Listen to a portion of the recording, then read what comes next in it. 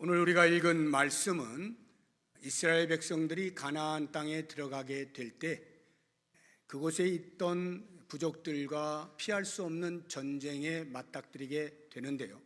그때 과연 병사들이 또는 이스라엘 백성들이 어떠한 자세를 가지고 전투에 임해야 되느냐 하는 것에 관련되어진 규정의 말씀입니다. 이스라엘 백성들에게 있어서 전쟁을 치를 때 가장 중요한 것은 이 전쟁이 여호와 하나님의 전쟁이다, 즉 왕의 전쟁이다라고 하는 것에 대한 인식입니다. 이스라엘 백성들의 왕은 여호와 하나님이시죠. 그래서 이스라엘이 치를 전쟁은 왕이신 여호와 하나님의 전쟁이 됩니다. 그러면 이스라엘 백성들은 왕이신 여호와 하나님으로부터 전쟁에 임하도록 부름받은 백성이라는 사실, 병사라는 사실을 알게 됩니다. 이것이 왕의 전쟁이다, 여호와 하나님의 전쟁이다 하는 것을 모세가 이스라엘 백성들에게 증명을 해야 하는데 그 증거가 제사장의 설교에 있습니다. 2절을 보시게 되면 너희가 싸울 곳에 가까이 가면 제사장은 백성에게 나아가서 고하여 그들에게 이렇게 말해라 하는 것인데요. 전쟁에 나가기 직전, 출정 전에 제사장이 설교를 한다는 것은 이것이 하나님의 전쟁임을 의미하는 것입니다. 보통은 전쟁을 치르면 전쟁을 앞서 수행하게 되어질 왕이라든지 아니면 군대 장군이 힘을 다하여 싸우자 이렇게 사기를 진작시키면서 외치는 것이 일반적이죠. 그런데 이스라엘 백성들이 치르게 될 전쟁은 여호와 하나님께서 진행하시는 전쟁이기 때문에 하나님의 종된 제사장이 하나님의 말씀을 백성들에게 전하는 것입니다. 역대하 20장을 보면 그와 같은 사건을 우리가 만날 수가 있는데 15절 이하를 보시면 야하시엘이 이르되 온 유다와 예루살렘 주민과 여호사밧 왕이여 들을지어다. 여호와께서 이같이 너희에게 말씀하시기를 너희는 이 큰 무리로 말미암아 두려워하거나 놀라지 말라. 이 전쟁은 너희에게 속한 것이 아니요 하나님께 속한 것이니라. 내일 너희는 그들에게로 내려가라. 그들이 시스고개로 올라올 때에 너희가 골짜기 어귀 여루엘 들 앞에서 그들을 만나려니와 이 전쟁에는 너희가 싸울 것이 없나니 대열을 이루고 서서 너희와 함께한 여호와가 구원하는 것을 보라. 유다와 예루살렘아 너희는 두려워하지 말며 놀라지 말고 내일 그들을 맞서 나가라. 여호와가 너희와 함께하리라 하셨느니라 하며. 지금 이 말씀은요, 남유다의 4대 왕이었던 여호사밧이 전쟁을 치르게 되었습니다. 이웃 나라였던 모압과 암몬과 마온 나라들이 연합하여서 남유다를 침략하는 거예요. 그때 여호사밧 왕이 자기가 할 수 있는 게 아무것도 없었습니다. 그래서 조용히 하나님 앞에 나아가서 무릎을 꿇습니다. 하나님, 제가 할 수 있는 게 없습니다. 오직 여호와만 바라봅니다 하고 있을 때에 여호와의 영이 레위 사람 야하시엘에게 임하여서 이렇게 말하게 하는 그것을 우리가 지금 읽은 거예요. 너희들은 가만히 있어라. 내가 싸운다. 이 말씀을 해 주심으로써 이스라엘 백성들이 치르는 전쟁은 여호와의 전쟁이라고 하는 사실, 이것을 이스라엘 백성들이 분명히 인식했어야 하는 것입니다. 우리가 이 말씀을 듣게 되어지면 얼핏 하나님께서 참 전쟁을 좋아하시는구나, 전쟁에 능하신 분이다 이렇게 표현하는 것들을 봐서 하나님이 참 전쟁을 좋아하시는구나, 야전적이시다 이런 생각을 하는지 모르겠어요. 또는 조금 더 나아가면 어떻게 하나님께서는 당신의 백성들만 이기도록 하시는가, 대단히 이기적이시다. 전쟁이 일어나면 전쟁을 말려야 되고 전쟁이 안 일어나도록 하셔야 되지, 신께서 어떻게 당신의 백성이라고 해서 싸워서 이겨 그 나라를 또는 그 영토를 차지하게 하시는가, 좀 이상하다 이런 생각을 할지 모르겠어요. 그런데 역사 속에서 보게 되면 지금 이와 같은 오해를 해서 웃지 못할 촌극이 벌어진 사건이 있습니다. 그것이 11세기 말부터 13세기 말까지 약 200년 동안에 일어났던 십자군 전쟁이에요. 총 8번 또는 9번으로 보는데 그 많은 횟수 동안에 계속 전쟁을 합니다. 이것 때문에요. 여호와께서 우리의 왕이시다, 여호와께서 전쟁에 능하시다, 우리가 여호와 이름으로 나아가서 물리쳐야 된다 해서 기독교와 이슬람이 200년 동안이나 영토를 놓고 싸우게 됩니다. 여호와가 전쟁에 능하신 분이라고 하는 것에 대한 착각 때문인데요. 그러면 여호와께서 전쟁에 능하시다, 여호와의 전쟁이다 라고 하는 말의 진의는 무엇이냐? 그것은 여호와의 전쟁의 성격이 나라를 점령한다거나 전리품을 획득하거나 하는 것들이 아니에요. 왜? 모든 만물이 여호와의 것인데 무엇이 아쉬워서 더 차지하려고 하시겠어요? 여호와의 전쟁의 성격은 철저하게 죄와 관련되어 있어요. 그 죄의 척결, 이것이 여호와의 전쟁의 성격입니다. 그래서 이미 이때 이전에 몇백 년 전에 아브라함에게 가나안 땅으로 인도하시면서 야, 너가 앞으로 이곳에서 계속 머무르게 될 거야 라고 말씀을 하셨어요. 이미 그때 말씀하셨는데 실제로 이스라엘 백성들이, 즉 아브라함의 후손들이 살게 되어진 것은 몇백 년이 흐른 지금 이때 여호수아가 요단강을 건너서 가나안 땅으로 진격한 이후가 되어지는 이 이유가 무엇일까? 그것에 대해서 창세기에서는 우리에게 이렇게 알려주고 있습니다. 창세기 15장을 보시게 되면 16절에 내 자손은, 아브라함에게 말씀하시는 거예요. 너의 자손은 4대 만에 이 땅으로 돌아오리니 이는 아모리 족속의 죄악이 아직 가득 차지 아니함이니라. 여기 아모리 족속은 가나안 땅에 살고 있던 족속 중에 하나인데 가나안 땅 족속들을 대표하는 거예요. 가나안 땅 족속의 죄가 아직 편만하지 않았기 때문에 너희들이 지금부터 바로 살지는 못하고, 그래서 그들이 살게 되어진 것이 애굽 땅에서 400여 년 동안 노예로 살게 되는 거예요. 그렇게 힘든 시간들을 보낸 이유가 뭐냐 하면 궁극적으로는 가나안 땅에 들어가게 될 것인데 그 땅이 아직 죄가 가득하지 않았기 때문에 전쟁을 일으키시지 않는다는 말이에요. 이제 죄가 가득하여졌을 때 드디어 여호수아를 통해서 요단강을 건너 전쟁을 치르고 점령을 하는 거예요. 이 전쟁의 성격이 곧 죄의 척결에 있다 하는 것을 우리가 꼭 알아야 됩니다. 여호와 하나님의 전쟁이란 죄와 관련되어진 것임을 잊지 말아야 하고요. 그렇다고 하면 이제 이와 같은 여호와의 전쟁에 참여하게 되어지는 이스라엘 백성들, 병사들이 전투에 임할 때 갖추어야 할 자세, 태도는 무엇일까? 오늘 모세의 말 통해서 우리가 알 수 있는 것은 한마디로 두려워하지 말라 하는 것입니다. 3절을 한번 보십시오. 말하여 이르기를 이스라엘아 들으라. 너희가 오늘 너희의 대적과 싸우려고 나왔으니 마음에 겁내지 말며 두려워하지 말며 떨지 말며 그들로 말미암아 놀라지 말라. 네 가지 같은 의미인데 다른 표현들을 써가면서 이렇게 두려워하지 말라라고 하는 이유가 뭐냐 하면 이스라엘 백성들이 가나안 땅에 들어가게 되어지면 필히 두려워할 만한 일이 발생할 것을 염두에 두신 거죠. 그런 것들을 보게 되어지면 두려워하지 말라 하는 것입니다. 굉장히 이상한 요청이죠. 사실 전쟁을 치르려고 하면 상대에 대하여 분석을 해서 그 상대와 대등한 또는 그보다 우위에 설 수 있는, 수가 부족하면 수를 더 늘리고 무기가 부족하면 무기를 더 채우고 전략이 부족하면 전술가를 스카웃을 해서라도 힘을 기르고 해서 이길 수 있는 그런 준비를 하도록 명령을 하시는 것이 합당한데 하나님께서는 그렇게 하지 아니하시고 두려워하지 말라고 말씀을 하시는 거예요. 실제로 보세요. 어린 아이가 싸우려고 하는데 자기의 싸움의 대상이 청년이에요. 그럼 어떻게 돼요? 갑자기 위축되잖아요. 아, 이거는 하나만 하다, 싸우나만 하다, 보나마나 난 졌어. 상대적 열등감에 의해서 스스로 포기할 수밖에 없잖아요. 눈도 제대로 마주치지 못할 거 아니에요. 이스라엘 백성들이 가나안 땅에 들어가게 되면 그런 일이 벌어질 것을 하나님께서 아시고 모세에게 말씀하는 거예요. 1절 한번 보십시오.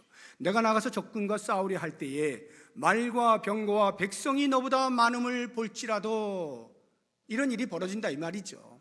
그래도 너는 두려워하지 말라 하는 거예요. 그러면 말로만 두려워하지 말아라 한다 해서 두려움의 감정이 없어집니까? 그럴 수는 없잖아요. 실제로 두려워하지 않을 만한 뭐가 있어야 되겠죠?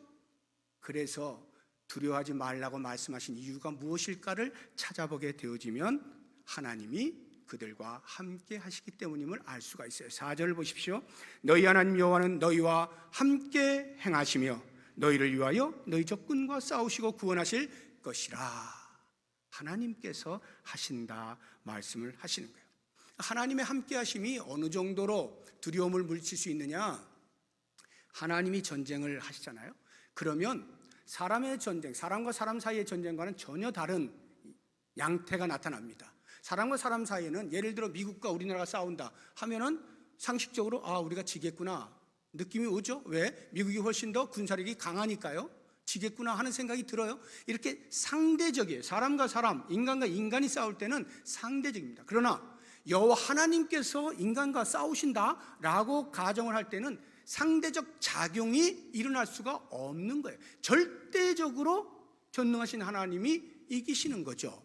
그래서 고린도전서에 보면 이렇게 말씀하고 있어요. 1장 25절에 보면 하나님의 어리석음이 사람보다 지혜롭고 하나님의 약하심이 사람보다 강하니라.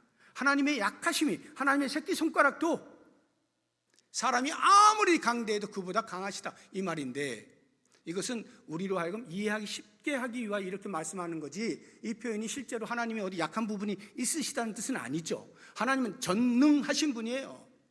능력이 무궁하신 분이에요. 그러니까 우리 인간과는 비교할 수가 없어요. 무조건 이기시는 거예요.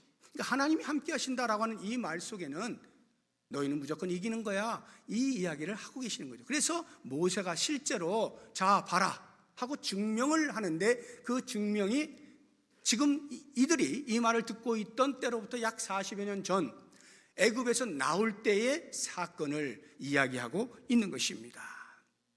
1절 다시 한번 보십시오. 뒷부분에 보시게 되면 애굽 땅에서 너를 인도하여 내신 내 하나님 여호와께서 너와 함께 하시느니라. 그럼 그들이 어떤 기억이 날까요? 애굽에서 나왔습니다. 나왔는데 바로 왕이 후회를 하죠. 야, 괜히 내보냈다 해서 어마어마한 군대를 꾸려서 추격을 하게 합니다. 그 군대를 보았을 때 아찔하죠. 한번 보시죠.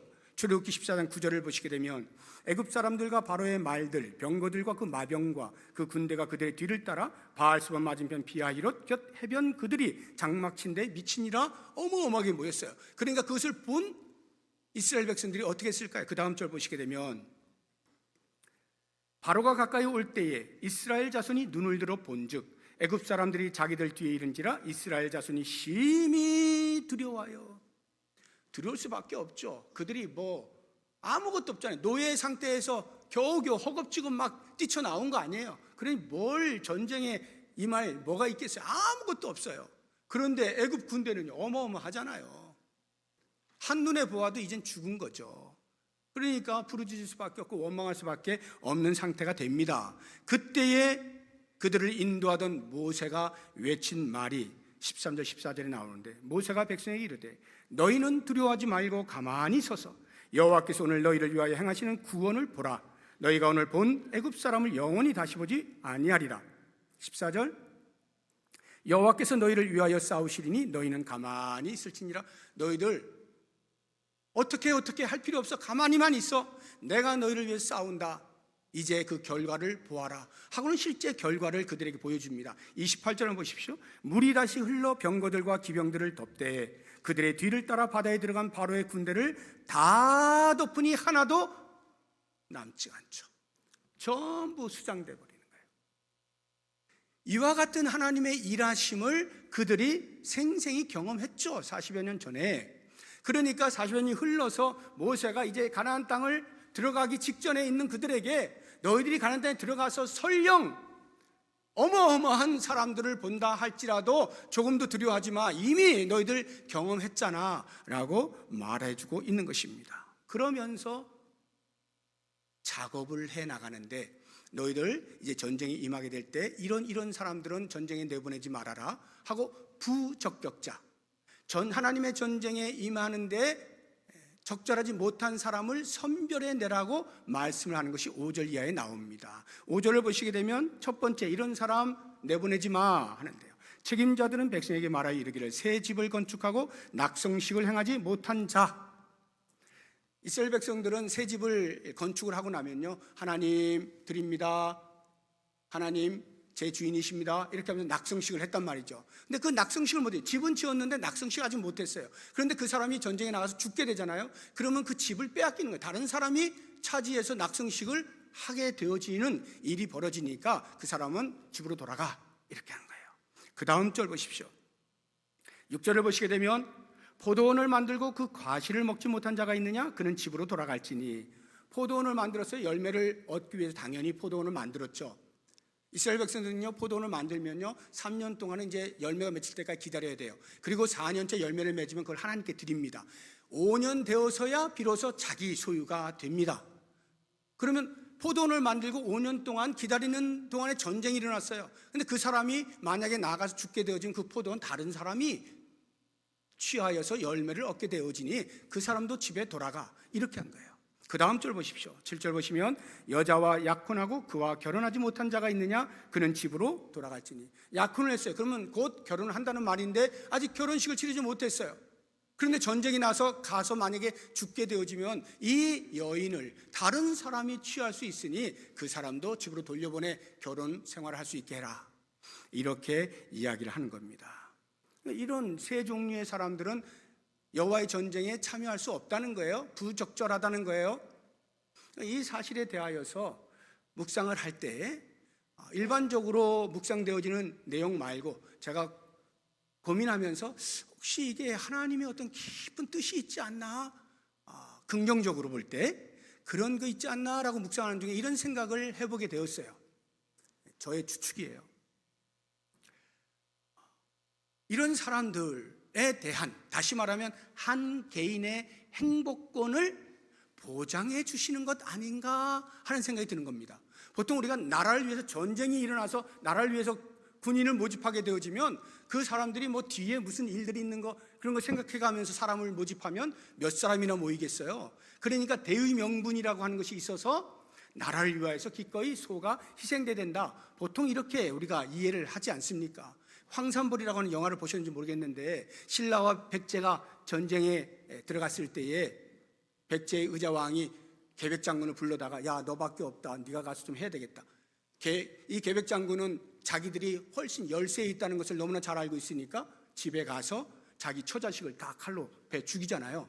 비장한 각오라는 거죠. 나라를 위해서 내 한 목숨 불사르리, 이러면서 미련을 둘 만한 것들을 아예 그냥 잘라버리는 거죠. 그리고 전쟁이 임하지 않습니까? 우리는 이런 것들 보면 감동이 돼요. 와, 정말 나라를 위해서 기꺼이 자기 한 목숨 내놓고 처자식까지 죽여가면서까지, 야, 정말 이런 생각이 들 수도 있어요. 이게 일반적인 우리의 생각이에요. 그런데 제가 이렇게 묵상을 하면서 혹시 하나님께서는 또 다른 생각을 가지고 계시진 않나? 당장 눈에 볼 때에는 대의 명분이 당연히 앞섭니다. 그래서 그렇게 전쟁을 치를 때 비장하게 죽음을 각오하고 전쟁을 하니까 이길 수도 있고 또는 지더라도 떳떳하고 말이죠. 이럴 수 있는데 좀 더 멀리 내다보면 그 다음 전쟁이 일어날 때 똑같이 이렇게 하면 과연 몇 명이나 더 나올 수 있을까? 다 도망가지 않을까? 이런 생각이 들 수도 있겠다. 하나님께서 지금 비록 대의 명분에는 어울리지 않지만 한 사람의 행복권을 보장해 줌으로써 다음 전쟁이 일어날 때에 자발적으로 기꺼이 나아가야 되겠다라고 하는 마음이 들 수 있도록 하게 되어지는 것도 아닐까 하는 생각을 해보는 겁니다. 그래서 대를 위해 소를 희생하는 그런 일반적인 생각을 넘어서서 소를 소중히 여기는 일을 통하여서 궁극적으로는 모두가 다 하나님의 일에 동참하는, 기꺼이 동참하는 그러한 것을 생각하시면서 이렇게 뒤에 뭔가 미련이 있어서 전쟁을 제대로 수행하지 못할 이런 사람들을 아예 배제시키신 것은 아닌가 하는 추측을 제가 해보았고, 그 다음에 이제 대부분의 신학자들이 동의하고 있는 내용으로 말씀을 드리면, 이런 사람들은 하나님의 전쟁에 참여하면 안 된다 하는 것입니다. 왜 안 되느냐? 8절이 그 이야기를 해주고 있어요. 8절 보세요. 책임자들은 또 백성에게 말하여 이르기를 두려워서 마음이 허약한 자가 있느냐 할 때에 두려워서 마음이 허약한 자가 앞에 이야기한 세 부류의 사람들이에요. 그런 사람들은 전쟁에 임해도 마음이 자꾸 뒤에 뭐가 있으니까 허약해져 있는 거예요. 그러니까 실제 임무 수행을 제대로 하지 못할 뿐만 아니라 더 나아가서 다시 8절 뒷부분을 보시게 되면 그는 집으로 돌아갈지니 그의 형제들의 마음도 전쟁에 임하는 다른 병사들의 마음도 그의 마음과 같이 낙심될까 하노라. 안 좋은 영향력을 미치게 될 것이니 그 사람은 아예 참여시키지 말아라 하는 말씀이에요. 이와 같은 말씀에 대하여서 예수님께서도 우리에게 하나님의 나라를 위해서 영적인 전쟁을 치르는 사람들아, 나를 따른다라고 하는 제자들아, 이렇게 해야 된다 하고 말씀하시는 부분이 있습니다. 누가복음 9장 62절을 보시게 되면 예수께서 이르시되 손에 쟁기를 잡고 뒤를 돌아보는 자는 하나님의 나라에 합당하지 아니하니라.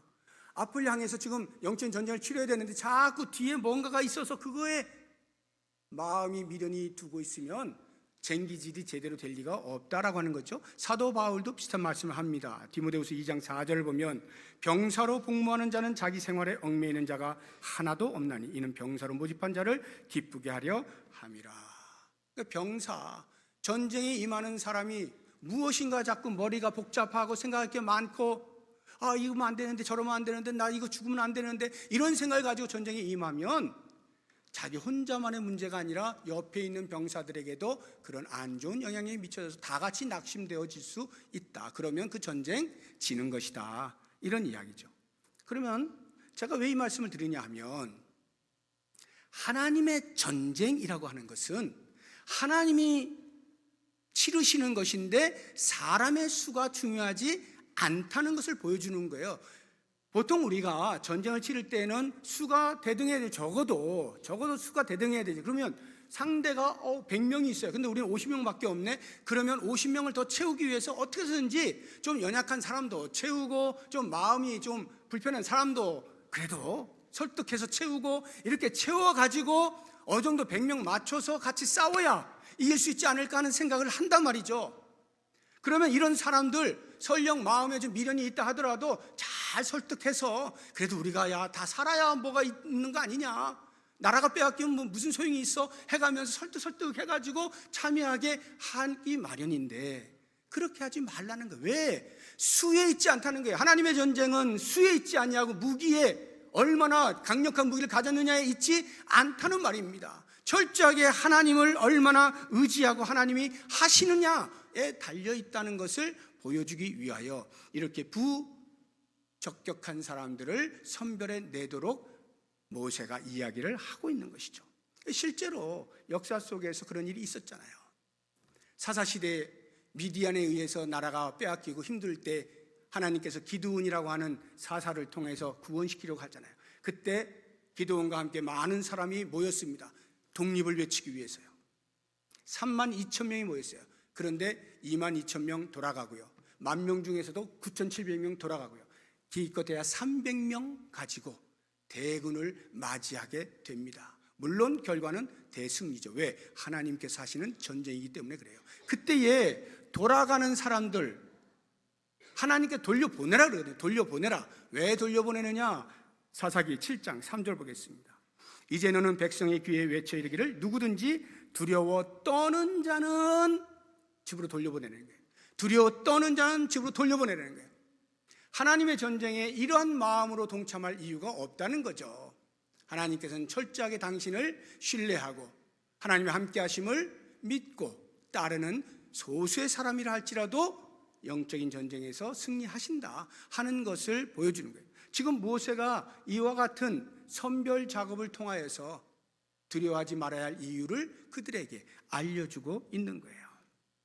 그렇다고 하면 이제 이 시대에 우리가 이와 같은 말씀을 보면서 우리의 삶에서 어떻게 적용할 것이냐 하는 것을 또 돌아볼 때에 제가 지난주에 말씀을 드린 것처럼 구약의 이스라엘은 오늘날의 교회라고 했잖아요. 그럼 이스라엘 백성은 교회의 성도들이 되는 거죠. 그럼 이스라엘이 전쟁을 해요? 그럼 교회가 전쟁을 한다는 말인데 교회가 전쟁을 할 때 뭐 북한하고 전쟁할 겁니까? 소련하고 전쟁할 겁니까? 그런 땅의 문제가 아니라는 거죠. 영적인 전쟁에 철저하게 우리의 대적인 사탄과의 전쟁이다라고 하는 것을 우리가 먼저 알 필요가 있어요. 그래서 에베소서 보면 6장 12절에 우리의 씨름은 혈과 육을 상대하는 것이 아니요 통치자들과 권세들과 이 어둠의 세상 주관자들과 하늘에 있는 악의 영들을 상대함이라. 사탄, 이 세상을 지배하고 있는 사탄, 어둠의 세력인 사탄, 이 땅의 가치관, 이 땅의 풍습들, 이런 것들과 전쟁을 치른다는 것을 먼저 알 필요가 있어요. 그래서 이 땅에 있는 교회들을 가리켜 전투하는 교회다 이렇게 표현하거든요. 전투하는 교회예요. 하나님 나라에 이를 때까지 주 예수 그리스도 다시 오셔서 이 세상이 맞춰지고 새하늘과 새 땅이 돌아가기 그때까지는 이 땅에 있는 교회는 계속 전투하는 교회. 누구와? 사탄과 계속 전투를 하는 거예요. 그러니까 전투하는 중에 피를 흘리는 일들이 있을 수 있겠죠. 그러나 그렇다고 해서 두려워할 필요는 전혀 없어요. 왜? 하나님이 함께 하시기 때문에 그래요. 하나님이 함께 하시면 이미 승리가 보장된 싸움을 한다는 사실이에요. 이것을 우리 신약의 말로 바꾸면 예수는 그리스도시다, 예수가 나의 인생의 주인이시다, 예수님이 나의 왕이시다, 이렇게 고백하는 믿음이 있는 사람은 이미 세상을 이겼다는 거거든요. 요한일서 5장 4절을 보십시오. 무릇 하나님께로부터 난 자마다 세상을 이기느니라. 세상을 이기는 승리는 이것이니 우리의 믿음이니라. 우리의 믿음이니라. 구약으로 보세요. 아직 예수 그리스도가 오시기 전이니까 구약에는 누굴 믿어요? 하나님을 믿는 거죠. 여호와 하나님을 믿어요. 대표적인 왕이 다윗 왕이죠. 다윗 왕은 철저하게 하나님을 신뢰하였습니다. 그래서 시편 27편 1절에 보면 여호와는 나의 빛이요 나의 구원이시니 내가 누구를 두려워하리요. 여호와는 내 생명의 능력이시니 내가 누구를 무서워하리요. 여호와를 신뢰하는 그 믿음이 아무도 두려워하지 않게 된다고 고백을 해요. 실제로 다윗의 삶 가운데 그러한 일이 있었잖아요. 블레셋의 골리앗 장군 앞에서 모두가 벌벌 떨고 아무도 나오지 못하고 있을 그때에 소년 다윗이 물맷돌 5개 들고 나와가지고 당당하게 선포하고 돌 하나 던지지 않습니까? 그 선포의 내용이 이렇게 나와 있어요. 사무엘상 17장 45절 이하. 제가 좀 목이 타서 여러분들이 좀 읽어주시면 좋겠습니다. 시작.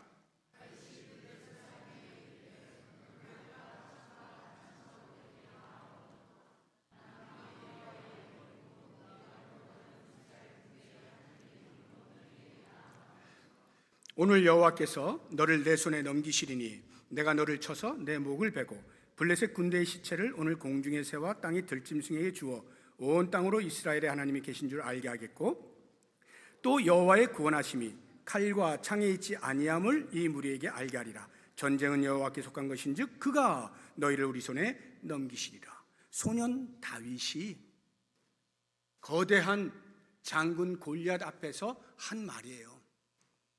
여호와 하나님을 신뢰하는 믿음이 없이는 결코 할 수 없는 이 말.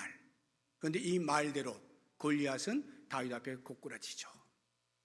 그렇다고 하면 우리 신약 시대를 살고 있는 우리들은 예수는 그리스도시다 이렇게 고백하는 그 믿음이 있어요. 그 믿음을 우리가 살아가요. 이 믿음이 있으면 세상을 이긴다라고 말씀하고 있잖아요. 왜 세상을 이길 수 있는가? 예수님이 세상을 이기셨기 때문에 그렇습니다. 요한복음 16장 33절을 보시게 되면 요한복음 16장 33절 그 다음 절 이것을 너희에게 이르는 것은 너희로 내 안에서 평안을 누리게 하려 함이라. 세상에서는 너희가 환난을 당하나 담대하라. 내가 세상을 이겼노라. 예수님이 먼저 세상을 이기셨어요. 이기신 싸움에 우리가 이름만 숟가락만 하나 얹어 놓는 거예요. 뿐만 아니라 예수님은 이 세상보다 크신 분이에요. 요한일서 보겠습니다. 4장 4절인데요. 자녀들아 너희는 하나님께 속하였고 또 그들을 이기었나니 이는 너희 안에 계신 이가 세상에 있는 자보다 크심이라. 아무리 사탄이 강력한 힘을 가지고 있다 하더라도 예수님이 사탄보다 훨씬 더 크신 분이에요. 게다가 그 예수님이 우리를 너무너무 사랑하셔요. 로마서 8장 보겠습니다. 37절인데요. 그러나 이 모든 일에 우리를 사랑하신 이로 말미암아 우리가 넉넉히 이기느니라. 이 앞절에 나와 있는 내용들은 우리를 핍박하고 힘들게 하고 고난 가운데 몰아넣고 무너뜨리려고 하는 그런 각종 이 세상의 고난의 내용들이 쫙 열거되어 있어요. 그러면서 이 말씀을 하고 있는 거예요. 그럴지라도 예수 그리스도가 우리를 사랑하시기 때문에 그 사랑 안에서 우리가 넉넉히 이길 수 있다, 이렇게 말씀하는 거예요. 믿음이 세상을 이겨요. 이 말은 곧 내가 이긴다는 것이 아니라 예수 그리스도께서 우리를 위하여 전쟁을 치르신다 라고 하는 말이죠. 그러므로 이제 우리가 이와 같은 말씀들을 묵상하는 가운데 반드시 마음에 새게 될 것, 첫째는 영적인 긴장감을 늦추지 말라 하는 것입니다. 우리는요, 주님 오신 그날까지 영적인 전쟁을 계속 치러야 돼요. 아직은 사탄이 지배하고 있는 세상이에요. 그 사탄은 우리를 당연히 무너뜨리려고 하죠. 그러니까 그때 우리가 영적으로 해이해져 있으면 무너질 수밖에 없잖아요. 영적인 긴장감을 놓치면 안 됩니다. 그래서 허리를 동이라 그러는 거예요. 근신하라고 말하는 거예요. 깨어있으라고 말하는 거예요. 정신을 차리라, 정신 차리고 기도해, 이렇게 말씀하시는 이유들이 영적인 긴장감을 놓지 않기 위해 영적인 전쟁을 치르는 자의 마땅한 자세인 것입니다.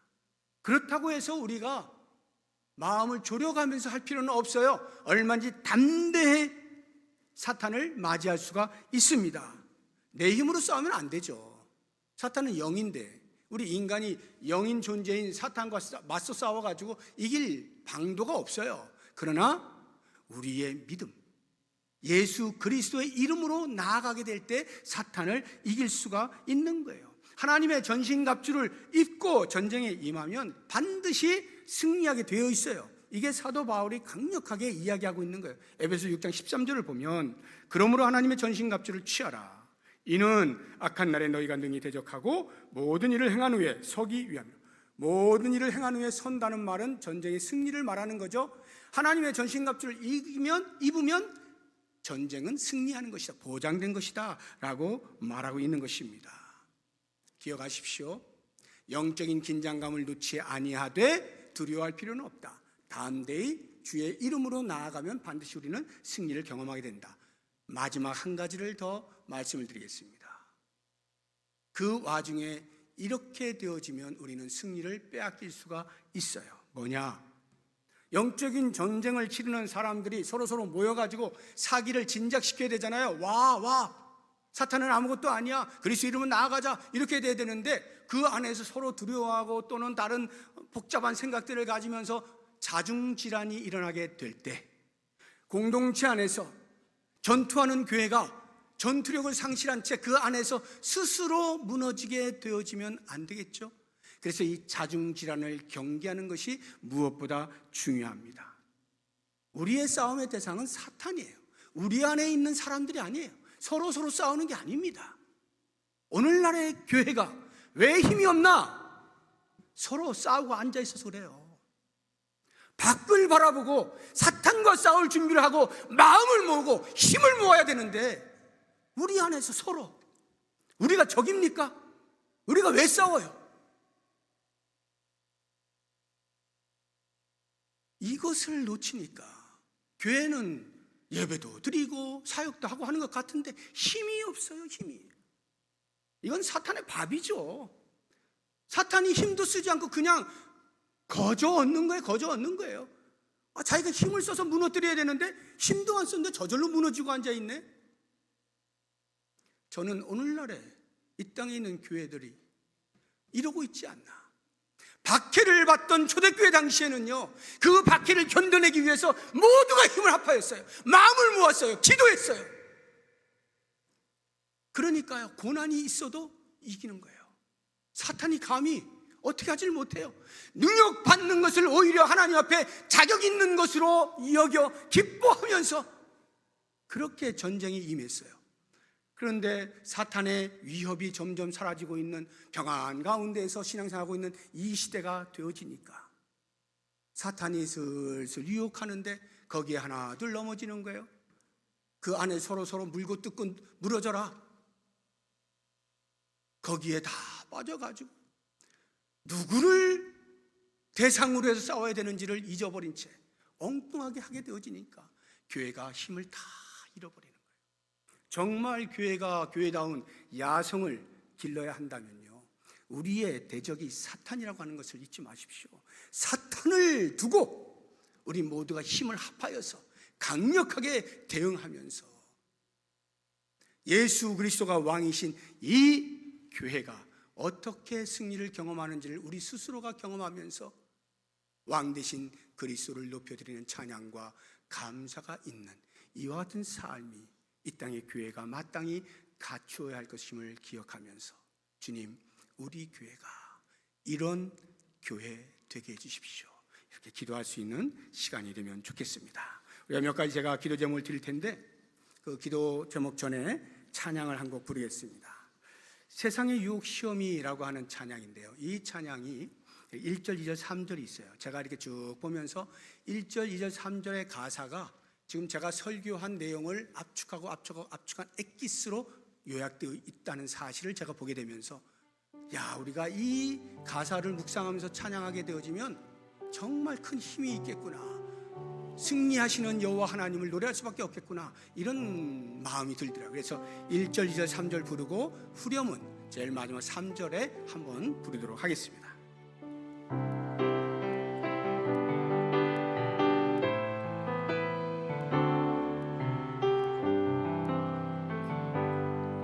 세상의 유혹 시험이 내게 몰려올 때에 나의 힘으로 그것들 모두 이길 수 없네. 거대한 폭풍 가운데 위축된 나의 영혼 어찌할 바를 몰라 헤매이고 있을 때 거짓과 속임수로 가득 찬 세상에서 어디로 갈지 몰라 머뭇거리고 있네. 공중의 권세 잡은 자 지금도 우리들을 실패와 절망으로 넘어뜨리려 하네. 주위를 둘러보면 아무도 없는 믿음의 눈을 들면 보이는 분 계시네. 지금도 내 안에서 역사하고 계시는 사망과 어둠의 권세 물리치신 예수님,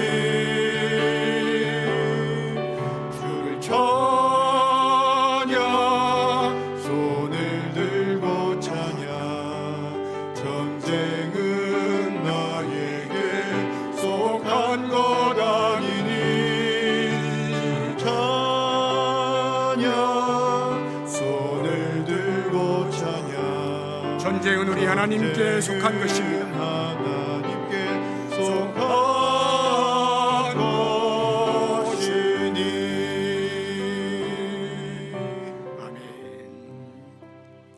제가 몇 가지 기도 제목을 드리겠습니다. 마음을 모아서 같이 기도하면 좋겠는데요, 첫 번째로 영적 전쟁을 수행해야 하는 본분을 잊지 않게 해주십시오. 기도하면 좋겠습니다. 우리는 천성에 이르기까지 전투하는 교회로서 어둠의 세력인 사탄과 끊임없이 싸우고 있습니다. 잠시만 영적으로 해이해져도 무너지고 맙니다. 허리를 동이고 깨어 근신하는 영적 긴장감을 늦추어서는 안 됩니다. 주님, 정신을 차리고 영적 전쟁을 잘 수행하게 해주십시오. 이렇게 기도하시고, 두 번째로 사탄의 힘을 두려워하지 않고 담대히 맞서게 해주십시오. 기도하면 좋겠습니다. 예수님이 세상보다 크십니다. 예수님이 먼저 이기셨습니다. 그 예수님이 우리를 사랑하십니다. 어떤 세력도 우리를 예수님의 사랑에서 끊을 수 없습니다. 하나님의 전신갑주 예수 그리스도로 옷 입고 임하면 승리가 보장되어 있습니다. 주님, 모든 두려움을 떨쳐버리게 해주십시오. 주님의 이름으로 담대하게 해주십시오. 기도하시고요. 마지막 세 번째로 우리가 싸울 대상을 정확히 알게 해주십시오. 기도하면 좋겠습니다. 우리가 싸울 대상은 우리를 무너뜨리려는 사탄입니다. 세상 어둠의 세력입니다. 세상의 가치관과 풍습입니다. 싸우기도 전에 우리 안에서 먼저 자중질환이 일어나면 안 됩니다. 사탄이 가장 손쉽게 교회를 무너뜨리는 방법이죠. 그 계략에 말려 들어가면 안 됩니다. 우리는 힘을 합해야 합니다. 마음을 하나로 모아야 합니다. 그리고 사탄의 괴계에 맞서 싸워야 합니다. 주님, 우리 교회가 안에서 스스로 무너지는 일이 없게 해주십시오. 마음과 힘을 모아 사탄을 물리치게 해주십시오. 이와 같은 기도의 제목들을 가지고 통성으로 기도하겠습니다. 하나님 아버지, 오늘도 말씀을 통하여 우리의 마음 가운데 영적인 전쟁을 수행하는 병사의 삶이 우리에게 있는 것을 알게 해주시니 감사합니다. 우리는 때로 조용히 예배드리며 잔잔히 신앙생활하면 그저 만족이라 생각해 왔는지 모르겠습니다.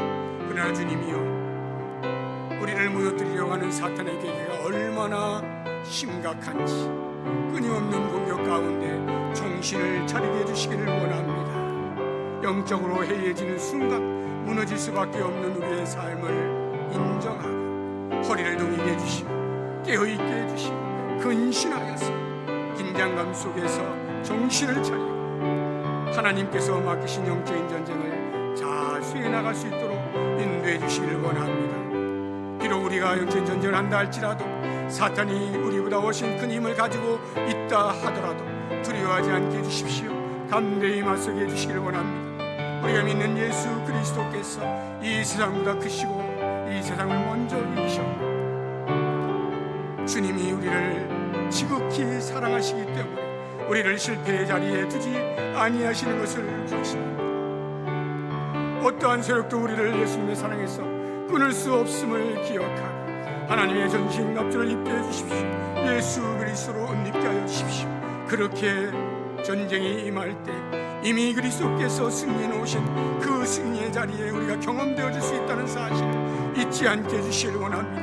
눈에 보이는 것 때문에 두려워하지 않게 하여 주십시오. 담대하게 해주십시오. 예수 그리스도의 이름을 들고 나아가 담대히 외치며 전쟁에 승리하는 경험이 날마다 있게 하여 주시옵소서. 아버지, 원하옵나니 우리를 무너뜨리는 사탄, 우리의 싸울 대상인 것을 잊지 않게 해주시길 원합니다. 아직도 여전히 세상을 지배하고 있는 어둠의 세력 사탄이 세상의 가치관과 풍습을 따라서 우리를 무너뜨리려고 하고 있습니다. 온갖 쾌락으로 유혹하고 있습니다. 오 주님이 원하옵나니 우리가 사탄과 싸우기도 전에 우리 안에서 먼저 자정질환이 일어나지 않도록 도우시기를 원합니다. 우리의 전쟁의 대상이 사탄인 것을 잊지 않게 해주시기를 원합니다. 사탄이 웃을 수 있는 일들에 빠져들지 않게 해주시기를 원합니다. 힘을 합할 수 있게 해주십시오.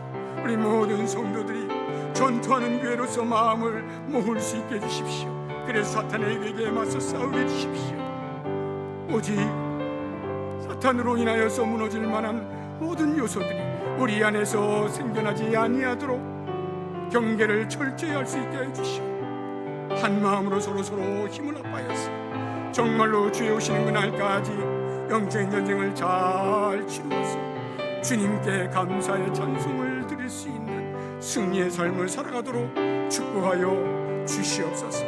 예수님의 이름으로 기도드립니다.